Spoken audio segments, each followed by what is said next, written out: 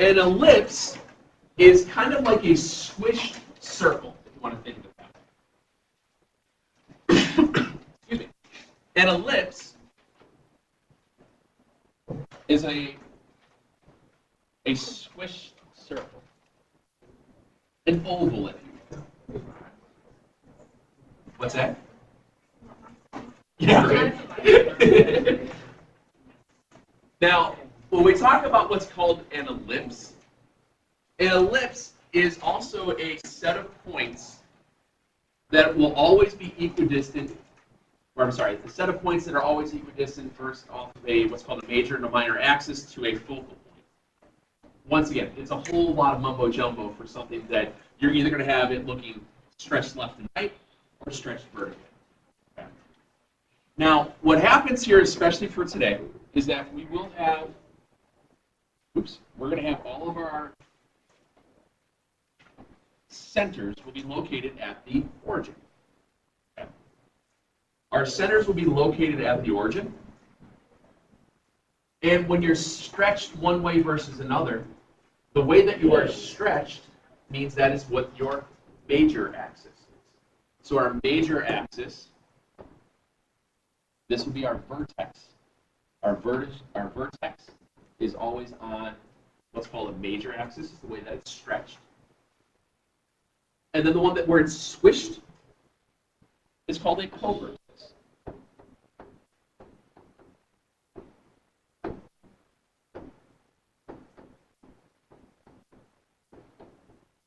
Okay.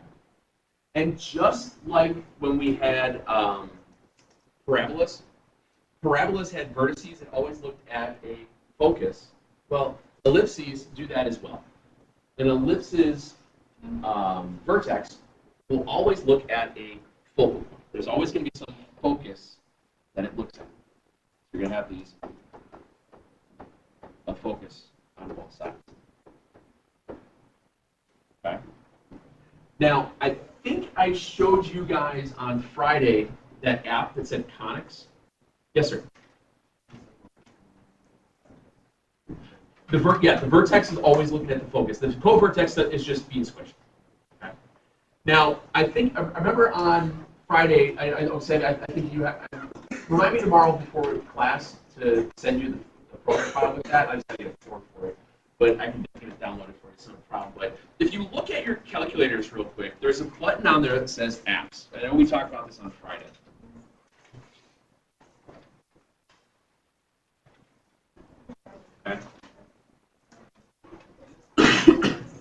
And obviously today what I want to look at is something called the an ellipse. I'm going to look at option number 2. And when you look at that, you'll notice that you have 2 different equations. And if you look off to the right there, you see how there's a visual representation of it being squished downward or squished inward.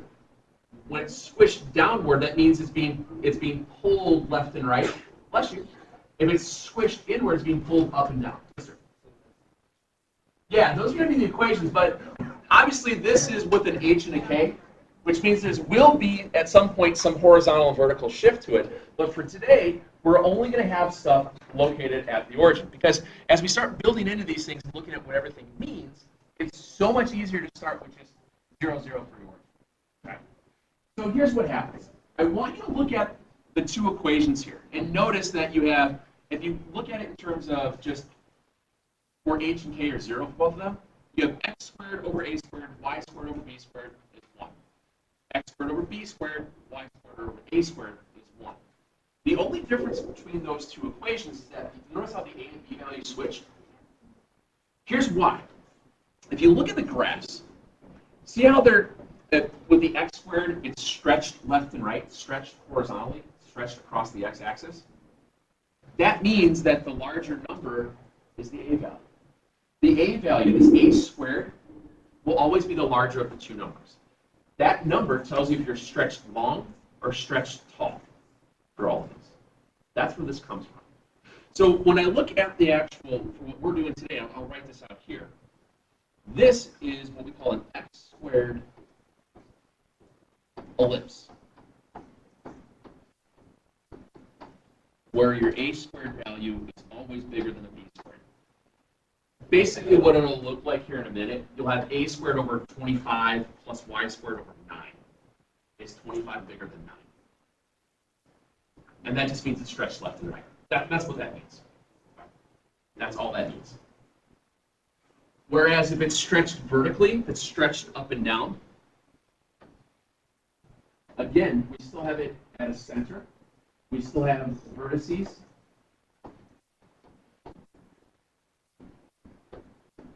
And we still have what are called co-vertices.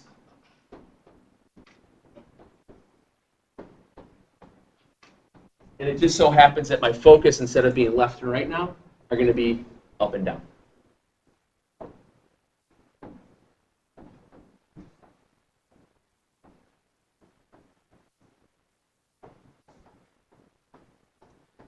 And being able to figure out where all of these parts lie winds up being super, super, super easy. Okay? I don't think, I've said this before, things are kind of easy. This is pretty easy. It just looks really, really weird. This is a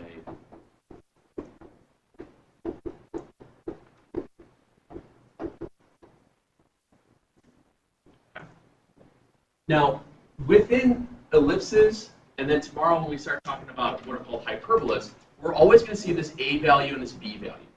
And what a and b stand for will always, always, always be the same. Okay? This value of a, yes, sir? Yes, that tells you which one it is. Okay, the a squared value is always going to be the number that's bigger than the b squared. For an ellipse, that's how that works. For when we get to an hyperbola, there's another little trick that I'll teach you about tomorrow. But it's pretty easy once you see how it works itself out. So for ellipses, remember, the larger of the two values will always be the a value, or the a squared, excuse me. So here's what all this stuff means. This value of a, obviously not saying a squared, but I'm just saying this value of a is always going to be the distance from your center to vertex.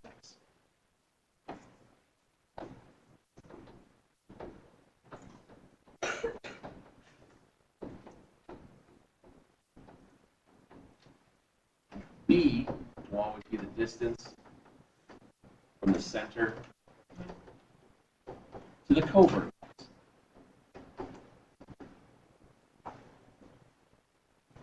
And then eventually we're going to talk about something called C. And the only thing that's left really in our diagram is what? Focus, yeah. This value of C then, when we get to it, is going to be the distance from the center to the focus. And if you remember last week, I kind of showed you guys, remember I started making congruency marks? Bless you. Started making congruency marks, but instead of just straight lines, I just kind of put little curves and things to show where things match up. That's why I do that with these type of diagrams. So if I'm looking at it from the center to vertex, it's going to be the same from here to here. The center to the co-vertex, here to here, those two will be the same. Those are the same. And then the center to the focus, all those values intertwine to each other. Okay? It's kind of crazy how you start really looking at it.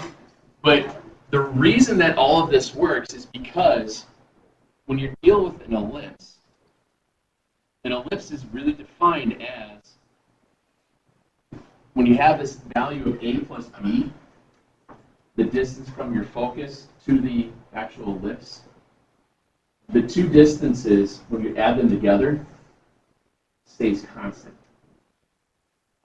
That's why we're able to create this in ellipse. So the distance from either focus point to the actual ellipse itself, a point on the ellipse, that distance stays consistent throughout the entire thing. All right, that's where this comes in. Which, it's kind of cool. It's kind of cool how it works. I'll show you how it looks with hyperbola. It's really crazy with hyperbola. But when you get into it then, it allows us to figure out, well, I have an A value, I have a B value, but how in the world do I figure out C? Well, I don't know. I do. A squared minus B squared is C squared. But with an ellipse, to figure out the distance from the center to the focus, you take the value of your A squared, subtract the value of your B squared, and that gives you your value of C squared. Really easy way to remember this. First of all, I'm not going to make you memorize these formulas. I will either let you use this calculator or I will print out what this calculator shows as the formula with that little diagram so you know which direction things go. I don't make you guys memorize these at all, plus we give them to you on the formula sheet for a final. So the only thing you really kind of have to know is A is always center to vertex, B is always center to co-vertex, C is always center to focus. And a real easy thing to remember is the equation of an ellipse has a plus in it, which means the opposite sign is how you find C. Tomorrow, when we look at an ellipse, it'll be a minus between the two fractions, and the focus will be a plus. Right. Yes, ma'am. Yes, ma'am. Yep. And tomorrow it's a little bit different. So, but when you have an ellipse, in order for us to know that we have an ellipse, is that there's a plus sign, and your A squared value is bigger than two numbers. Right. Now, let me show you how all this plays out. It seems a lot of like wordy, but yet if I give you an equation and walk you through how you label all of your parts, it's super, super fast. For example, I'm going to graph and identify all the parts. I have the equation 9x squared plus 16y squared is 144. And I want to get it into this, what's called a conic section. X squared over A squared plus Y squared over B squared is 1, or X squared over B squared plus Y squared over A squared is 1. Which basically means I have to get one side equal to 1. How do I get 144 equal to 1 without subtracting 143? Divide by 144. Yep.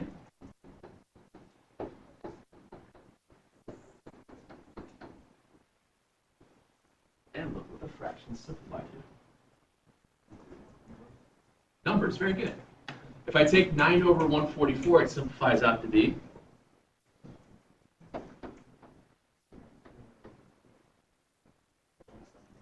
over 16. And then what's 16 over 144 going to be?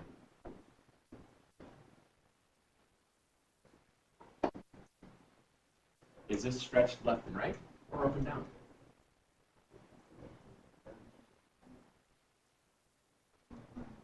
It's left and right, because where's A squared? Which one's bigger? 16 or 9? 16. So 16 is the bigger of the two, which means that this has to be stretched left and right. I will tell you guys, every time you get to a standard form, immediately draw a little sketch next to it so you know which way you're going to go. Okay? It is super easy to accidentally reverse and do everything the other direction by just making a silly mistake. Now we know that the A squared value is always larger than B squared. That's how we're able to tell it's this way versus that way. Yes, sir?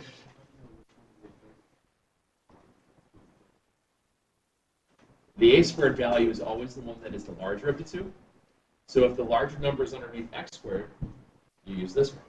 If the larger number is underneath the Y squared, you use this one. Yes, ma'am?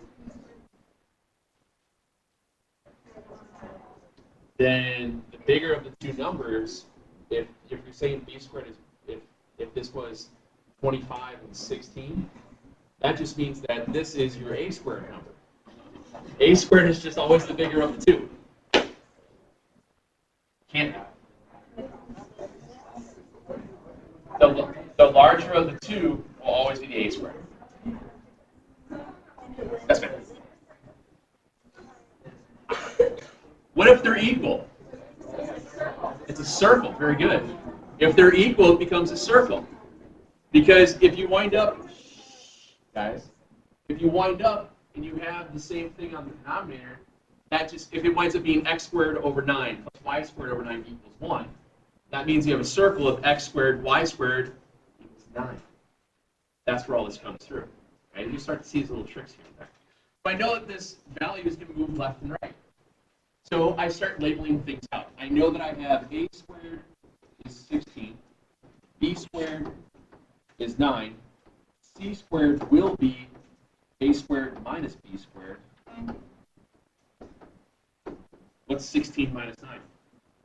A number. Very good. Which number? 7. A is plus or minus 4, and B is plus or minus 3. From that information,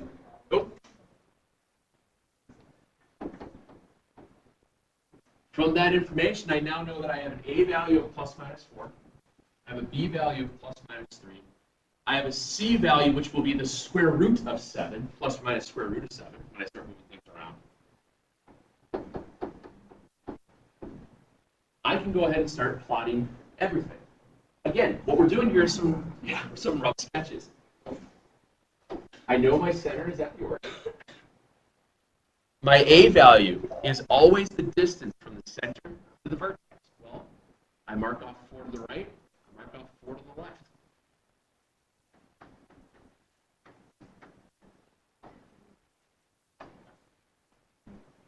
My covertex, up and down 3.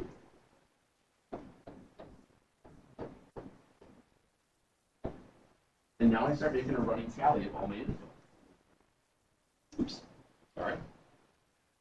I have a vertex. I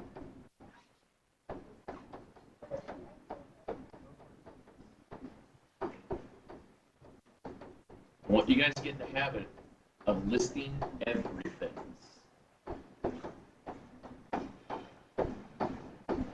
Foci. Remember, the vertex always opens to the focus. So the vertex and the focus will always share the same, in this case, the same y-coordinate because they're on the same horizontal line because it's moved left and right. So if my vertex is opening, it's going from 0, it's opening from 4, -4 inward, my focus will be at root 7 on either side. Remember, that C value is the distance from the center to the focus. How far is root 7? It's somewhere. It's less than 3. It's less.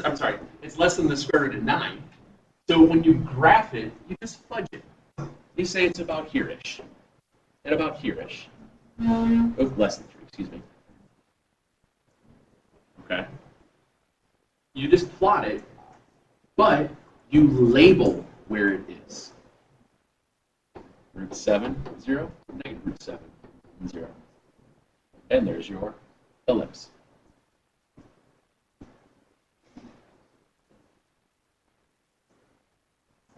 That's it. It's really not that bad. There's a lot of parts to it about remembering where things go. And don't get me wrong, hyperbolas are the ones that take a little bit more trouble because then we'll find asymptotes and things like that. Exactly. It is. Let's try now.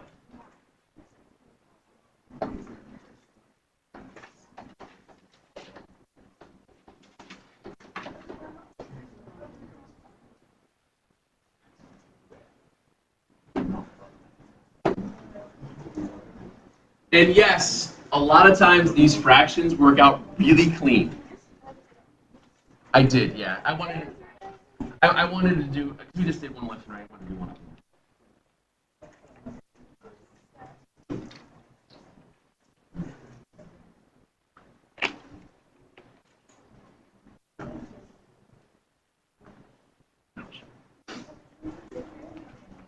I backwards.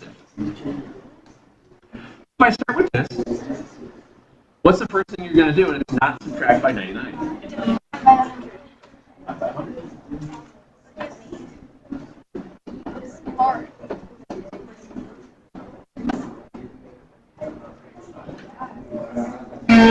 So now you get, guys, now we get x squared over 4. Y squared over 25 is 1. Is this being stretched left and right or up and down? Up and down. It's up and down because last time I checked, 25 is bigger than 4. Just did. Yes, still is bigger than 4. Thanks for asking. It's stretched because remember, your a squared value is always the larger of the two numbers. When we're dealing with in the list, the a squared value will always be the bigger of the two numbers. So I go ahead and I start listing out what everything means. Your a value is your distance from your center to your vertex. So a squared is 25, which means a, your b squared is 4, so minus 2. Your c squared is going to be 25 minus 4.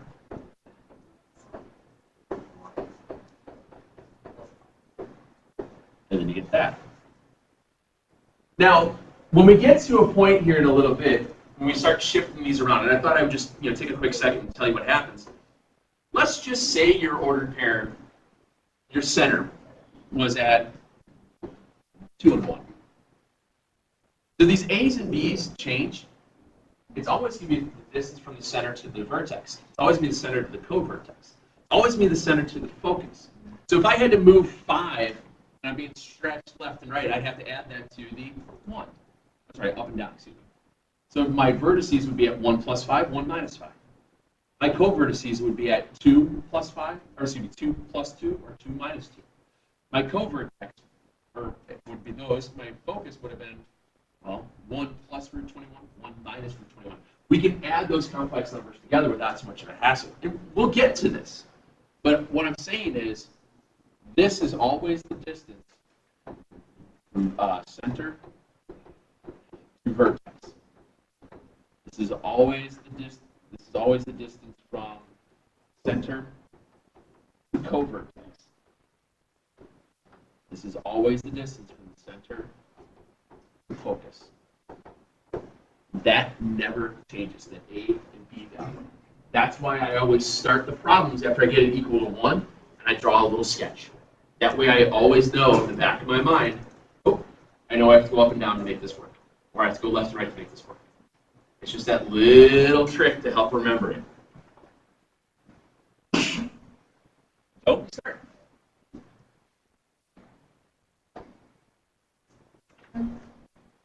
My vertex is at plus and minus 5, so I just go up and down to 5.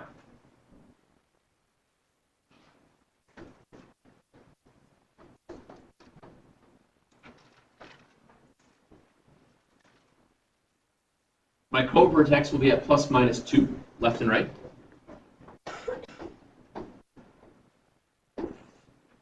And then the square root of 21. Square root of 21 is obviously bigger than the square root of 16, but it's smaller than the square root of 25, so it's 4-ish. Sure. Okay. And then I just label out all my stuff. Vertex. What is that? 0, 5. 0, negative 5. Co-vertex. 2, 0. Negative 2, 0. Foci. 0, root 21. 0, negative root 21. It's a matter of just constantly labeling everything. That's the kick. Okay? That's the kicker on this. I'm not overstepping anything, but saying the math of this is pretty easy. It's just always keeping straight where you're looking. And it's really important to draw it. If you can draw the quick sketch before you go to do all the parts, it just makes it so much easier on yourselves.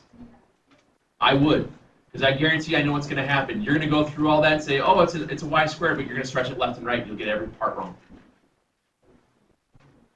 Plot twist. Okay? That's why I'm saying it only takes a quick second. Once you identify that your a squared value is bigger, you know it's got to move up and down. Just make a little sketch there. That way when you go to do this, you don't make a dumb mistake. Because it happens. And there's a pretty picture. Now, think about what we did with circles. Think about what we did with hyperbolas. We were given equations, we graphed them. Then we were given parts on the ordered pairs or the directrix or the things like that to try to figure out the equations, which means that's what we're going to do here too. What happens if I have a vertex at 7 or 0, 7 and a covertex at -6 and 0? That means you have to figure out where everything goes. You have to identify which direction things move. Okay. If you have vertex and covertex, vertex, well, let's see. Oops, helps if I know which way to go.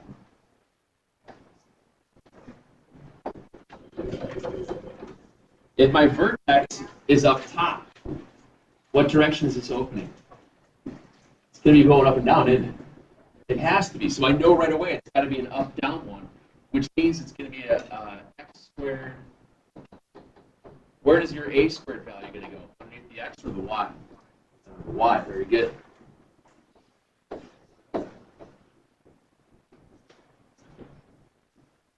Well, if my a value is 7, what's my a squared value? 49. So if my a value is your distance from your center to vertex is a, and that's 7, that means a squared is 49.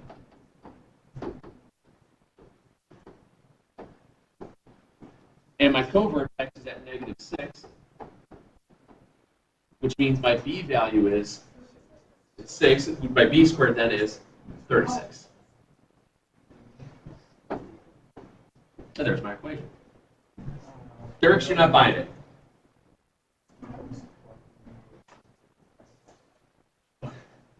Thank you. Yeah. That would be your equation. All right. Okay. You had that pseudo perplexed look, and I just want to make sure you're all right.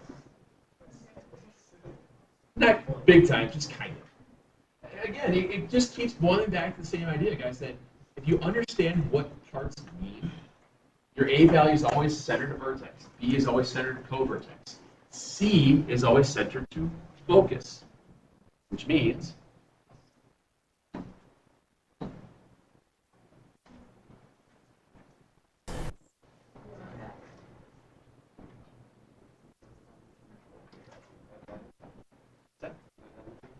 oh, he was there. He had to go. Yeah, they leave early. So now you have.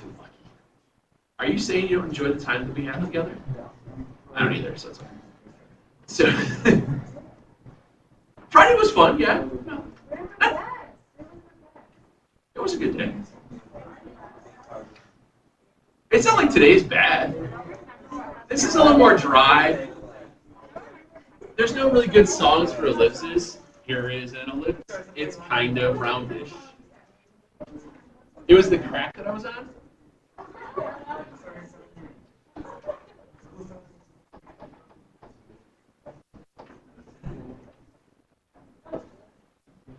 So if my vertex is going left and right, my focus is going left to right, what direction is my ellipse going?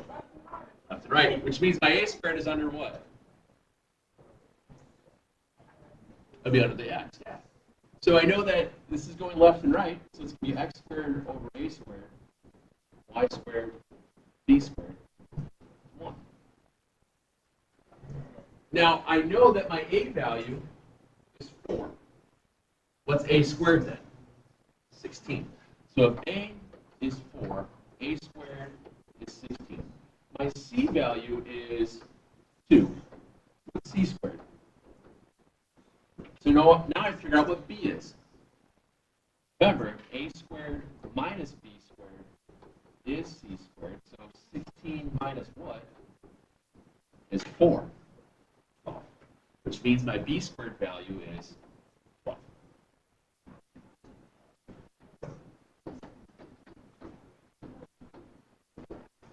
The equation.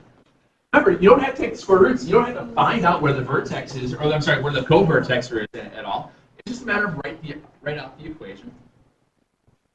Go for it. These same processes to do all of this does not change whatsoever when we put in the h and the k. It doesn't change. Yeah, what I did was, remember a squared minus b squared is our c squared? So 16 minus what is 4? 12. And that means b squared is 12. I don't need to label it out. I don't need to say that my co-vertex is at 0, 2 root 3, 0, negative 2 root 3. I don't have to write that. It's not asking where the co-vertex is located. It's just asking me to write out the equation. Okay. These are the kind of things I'm hoping that we'll be able to fly through tonight. I don't think it's going to be that bad. I'm kind of starting to think that instead of doing hyperbolas tomorrow, I might just do the shifted ellipses first. Since we're working on this, and just go right to it, and then that way, Wednesday, Thursday, we can kind of do the shifted hyperbolas, and then Friday, just put it all together, and you guys would get really mad at me for being square 15 times. Well, not 15, but yeah, like 6. I don't know, it depends. Okay. But we'll play it by ear. Did you want to do another one of those real quick? Oh, real fast, though, before we get into it. I'm sure everybody can recognize here that if my vertex went left, where's my a squared going to be? On the bottom, yes. Bottom which one?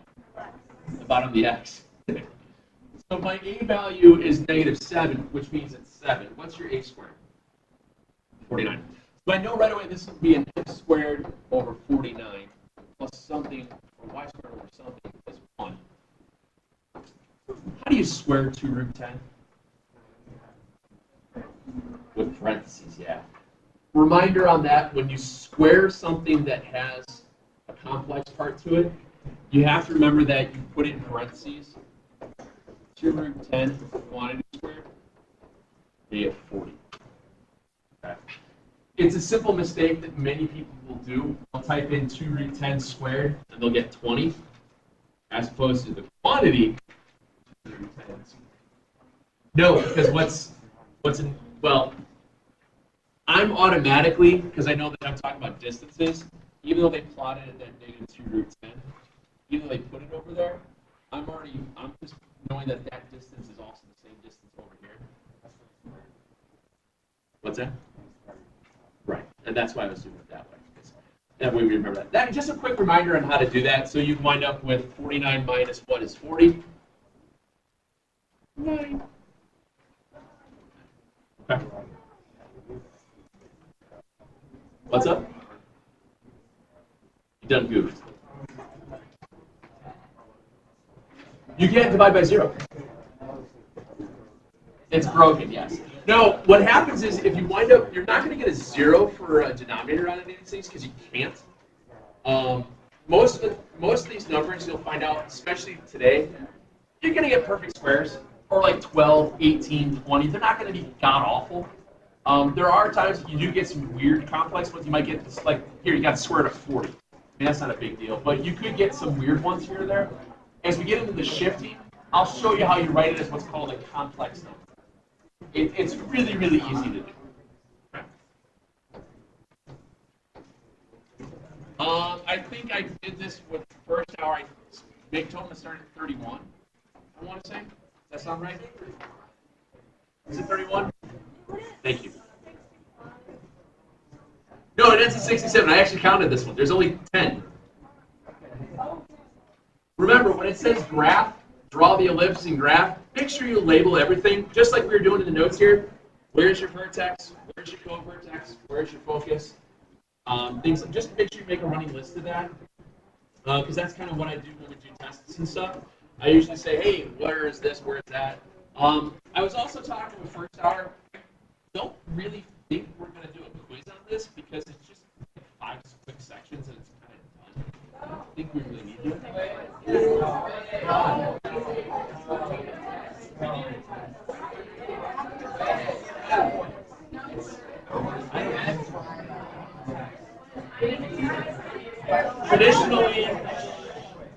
Traditionally, over the course of the past, I don't know, 5 years or so of this class, I don't think I've ever just given a straight quiz on this. I think we just gone right to it. So I don't.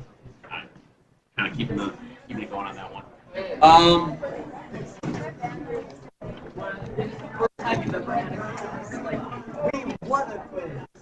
It's just, yeah.